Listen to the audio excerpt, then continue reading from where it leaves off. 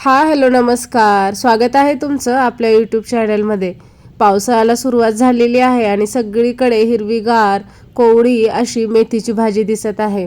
आज मी तुमच्याशी शेअर करणार आहे अगदी सोप्या पद्धतीने मेथीची भाजी कशी बनवायची याची रेसिपी। टिफिनसाठी तर ही रेसिपी अगदी परफेक्ट आहे।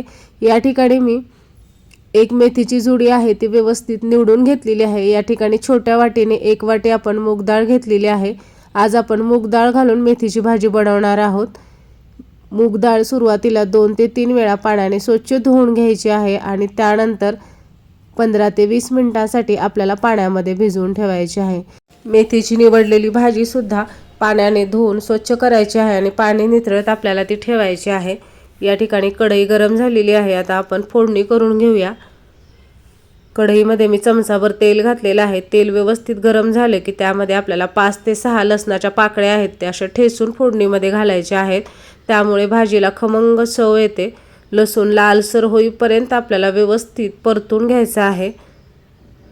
कोणतीही पालेभाजी असो त्याला आपण जिरे मोहरीचे नाही तर अशा पद्धतीने लसणाची फोडणी द्यायची, त्यामुळे भाजी ही अतिशय चविष्ट होते।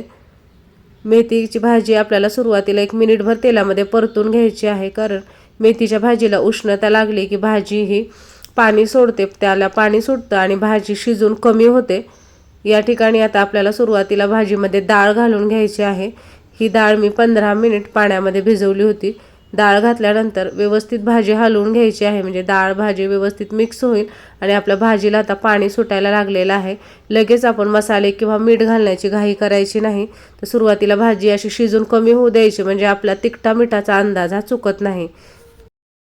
या ठिकाणी मी चमचाभर लाल तिखट घातलेला आहे, पाव चमचा हळद घातलेली आहे। लाल तिखटाच्या ऐवजी तुम्ही हिरवी मिरची सुद्धा ठेचून फोडणीमध्ये घालू शकता। त्यामध्ये आता घालूया शेंगदाण्याचं कूट। या ठिकाणी मी 2 चमचे शेंगदाण्याचं कूट घातलेलं आहे आणि आता सर्व मसाले, शेंगदाण्याचं कूट, भाजी, डाळ सगळं व्यवस्थित मिक्स करून घेऊया। सर्व मसाले, शेंगदाण्याचं कूट, डाळ घातल्यानंतर भाजी आपल्याला अशी मिनिटभर व्यवस्थित हलवून घ्यायची आहे। भाजी 1-2 मिनिट शिजली की त्याचं प्रमाण आहे ते भाजीचं कमी होतं आणि मग आपला मिठाचा अंदाज चुकत नाही। त्यामुळे सगळ्यात शेवटी या ठिकाणी मी मीठ भाजीमध्ये घातलेलं आहे। सुरुवातीला जर आपण मीठ घातलं तर बऱ्याच वेळा भाजी खारट होण्याची शक्यता असते आणि अशा पद्धतीने आपल्याला 4 ते 5 मिनिट भाजी मध्ये हलवून शिजवून घ्यायची आहे। ही भाजी शिजवताना अजिबात पाण्याचा वापर करायचा नाही, गरजही पडत नाही, कारण मेथीच्या भाजीला भरपूर पाणी सुटते आणि अशा पद्धतीने अगदी 5 मिनिटांमध्ये आपली भाजी तयार होते। ही भाजी ताट न झाकता शिजवायची, म्हणजे त्याचा कलर आहे तो काळपट पडत नाही, अगदी हिरवागार राहतो।